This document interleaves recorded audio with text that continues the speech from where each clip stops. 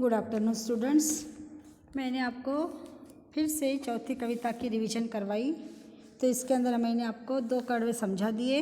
आगे के 2 कड़वे अब लेती हूँ।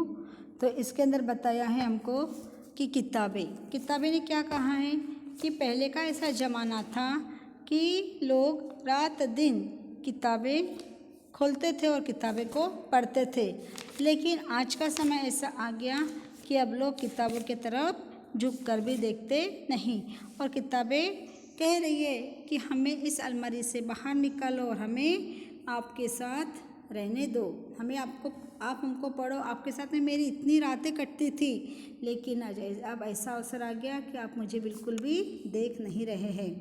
पहले के लोग रात को सोते समय जब किताब पढ़ते थे तब सोते थे, तब उन्हें नींद आती थी, लेकिन अब दिन भर कंप्यूटर का ज़माना होने की वजह से लोग कंप्यूटर में ही रहते हैं, और पहले उनके सेल मरते नहीं थे कभी, और आज ऐसी किताबें हो चुकी है कि उनके पन्ने इतने झींच गए हैं कि पन्ने को पलटते पलटते उसमें से सफ़ा आवाज़ बाहर आती है। अब आगे के कड़वों में देखेंगे क्या अर्थ बताया हुआ है। जो कह रहे हैं, देखो, वह सारे उधड़े उधड़े है, कोई सफ़ा पलटता तो एक सिसकी निकलती है, कोई सफ़ा पलटता तो एक सिसकी निकलती है, कई लफ्ज़ों के मानी गिर पड़े हैं, बिना पत्तों के सूखे ठूंठ लगते हैं वो सब अल्फाज, जिन पर अब कोई मानी नहीं उगते। बहुत सुंदर अर्थ बताया हुआ है। वह सारे उधड़े उधड़े हैं। क्या उधड़े उधड़े हैं? कह रही है कविता, कह रही है किताबें कि पहले जब हमारी इतनी प्रशंसा होती थी कि ये किताब बहुत सुंदर है, ये पढ़ो, ये किताब के अंदर रिश्तों के बारे में संबंध बताया है, इस किताब के अंदर ऐसे फूलों का महत्व बताया, इस किताब के अंदर किताबों का महत्व बताया, यानी हर किताब के अंदर अलग अलग महत्व बताया हुआ था। लेकिन आज सारे रिश्ते कैसे हो गए? बिना प्रशंसा के हो गए। एक भी रिश्ता प्रशंसा का रहा नहीं। अब सारे संबंध उधड़ गए हैं, टूट से गए हैं, उधड़ गए हैं, टूट से गए। अब वे उन किताबों का कोई पन्ना पलटते हैं तो उनकी हालत देखकर उन्हें रोना आता है। सिसकी निकलती है, यानी रोना आना। सफ़ा यानी पन्ना। जब कोई पन्ना पलटता है तो उसमें से, उस किताब में से उसका रोना सुनाई देता है, सिसकी आवाज़ निकलती है। कई लफ्ज़ों के मानी गिर पड़े हैं। कई लफ्ज़ों के, लफ्ज़ यानी शब्द, कई शब्दों के मानी यानी अर्थ, मानी यानी अर्थ। तो किताब के अंदर ऐसे शब्द है कि उन शब्दों के अर्थ फटकर नीचे गिर गए हैं, यानी किताब इतनी पन्नी पन्नी हो गई, इतनी झिल्लट हो गई है कि इतनी उसकी उम्र हो चुकी है कि पन्नों के अंदर के जो अर्थ है वो अर्थ के जो टुकड़ा है वो नीचे गिर चुका है। बिना पत्तों के सूखे ठूंठ लगते हैं वो सब अल्फाज। और क्या कहा है? जिस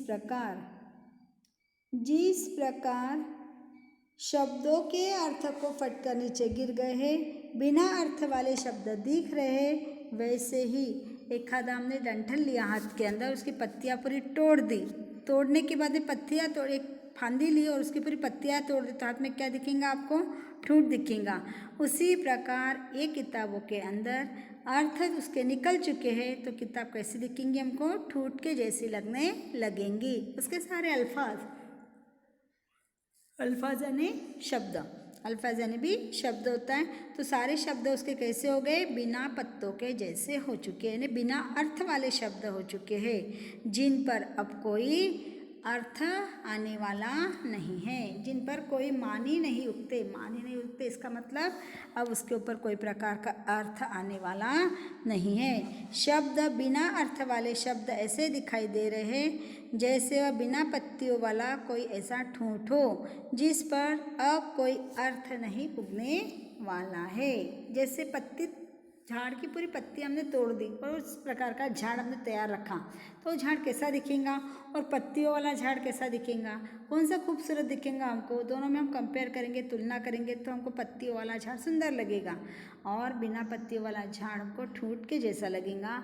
उसी प्रकार इन्होंने उसी का अर्थ बताया है कि किताब के अंदर शब्द तो है, लेकिन उनके जो अर्थ के जो पेय शब्द थे वो सारे गिर चुके हैं, नीचे पड़ गए हैं, झिल्लट हो गए, गिर गए।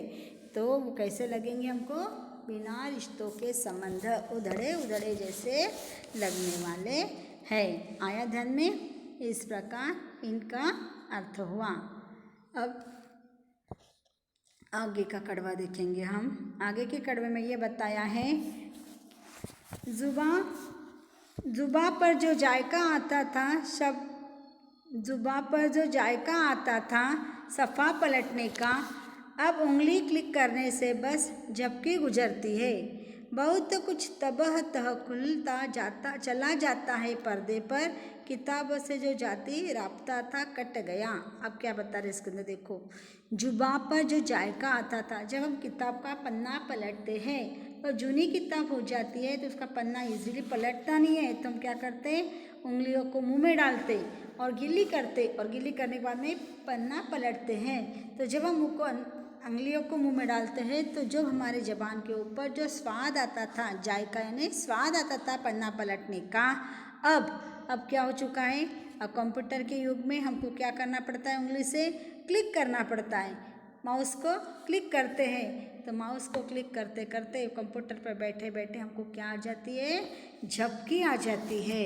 उस झपकी के अंदर हमारा समय गुजर जाता है। तो हमें क्या करना चाहिए, उस क्लिक करने से झपकी गुजरती है, बस कुछ तहबता या खुलता चला जाता है पर्दे पर, किताबों से जाती राब्ता था कट गया। तो क्या कहे, जाती यानी निजी, राब्ता यानी संपर्क, जो हमारा किताबों के साथ में जाती यानी निजी संपर्क था, वो निजी संपर्क अब कैसा हो गया, दूर दूर होते जा रहा है। फिर हमारा संपर्क किसके साथ में आ रहा, तो हमारा संपर्क आ रहा है अब कंप्यूटर के साथ में, क्लिक करने का, माउस को क्लिक करने का संपर्क आ रहा है। दिन पे दिन हम क्या करते जा रहे हैं, किताबों के पर्दे से दूर दूर होते जा रहे हैं। तो कविता क्या कर रही है, किताबें कि पहले का जो ज़माना था, जब हम पन्ना पलटते थे तो हमारे को जीभ के ऊपर स्वाद आता था, जायका का मतलब होता है स्वाद आना। लेकिन अब ऐसा हो रहा है कि जैसे जैसे हम क्लिक करते हैं वैसे वैसे हमको एक झपकी आ जाती है और उस झपके के अंदर हम क्या करते हैं, किताबों से दूर दूर चले जा रहे हैं। उससे हमारा निजी जो संपर्क था वो दूर दूर होते जा रहा है। आया समझ में। आज हमने देखे 2 स्टांजे, कौन से देखे, तीसरा और चौथा। तीसरा क्या था, वह सारे उधड़े उधड़े हैं, कोई सफ़ा पलटता तो एक सिसकी निकलती है, कई लफ्ज़ों के मानी गिर पड़े हैं, बिना पत्तों के सूखे ठुंड लगते हैं वो सब अल्फाज, जिन पर अब कोई मानी नहीं उगते। कैसे रिश्ते हो गए हमारे, दूर दूर, उधड़े उधड़े जैसे रिश्ते हो चुके हैं। जैसे हम बहुत साल, जैसे खादा कपड़ा, टाइट कपड़ा हम पहनते हैं तो पहनते पहनते क्या होता है, वो उधड़ जाता है, फिर हम क्या करते हैं, उससे हमारा संबंध दूर हो गया।